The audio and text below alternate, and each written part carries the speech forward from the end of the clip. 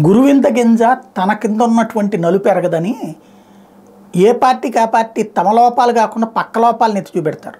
మీడియాలు కూడా పార్టీలకు అనుకూలంగా లేదా పార్టీలకు అనుగుణంగా మారిపోయినాయి కాబట్టి ఎదురోళ్ళ లోపాలు ఎత్తి చూపెడతారు. కాబట్టి ఇప్పుడు రెండు పత్రికలు చూస్తే కానీ విషయాలు అర్థం కావు. కాబట్టి ప్రస్తుతం చంద్రబాబు నాయుడు అభ్యర్థుల ఎంపికలు అయోమయం పడుతున్నారంటూ సాక్షి రాసుకొచ్చింది. ఇందులో చిత్తూరు ఎంపీ అభ్యర్థిని కూడా ఎటు తేల్చలేకపోతున్నారు. ఐఆర్ఎస్ అధికారి ప్రసాదరావు ఇక్కడ పోటీ చేస్తారని చెప్తున్నా ఆయన పేరుని బాపట్లకు పరిశీలిస్తున్నారు. దీంతో ఆయన రెండు పడవల మీద కాళ్ళు వేసి ఎటు వెళ్లాలో తెలియక సతమతం అవుతున్నారు.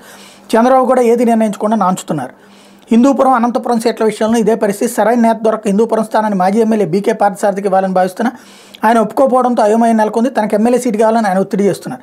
ఇక అనంతపురం స్థానం నుంచి మాజీ మంత్రి కాల్వ శ్రీనివాసుల్ని పోటీకి దింపాలని మొదట భావించిన తర్వాత నిర్ణయం మార్చుకుని ఆయనకు ఎమ్మెల్యే సీటు ఖరారు చేశారు. ప్రస్తుతం ఇక్కడి నుంచి ఎవరిని బరిలోకి దింపాలనేటువంటి దాని మీద చంద్రబాబు తేల్చుకోలేకపోతున్నారు.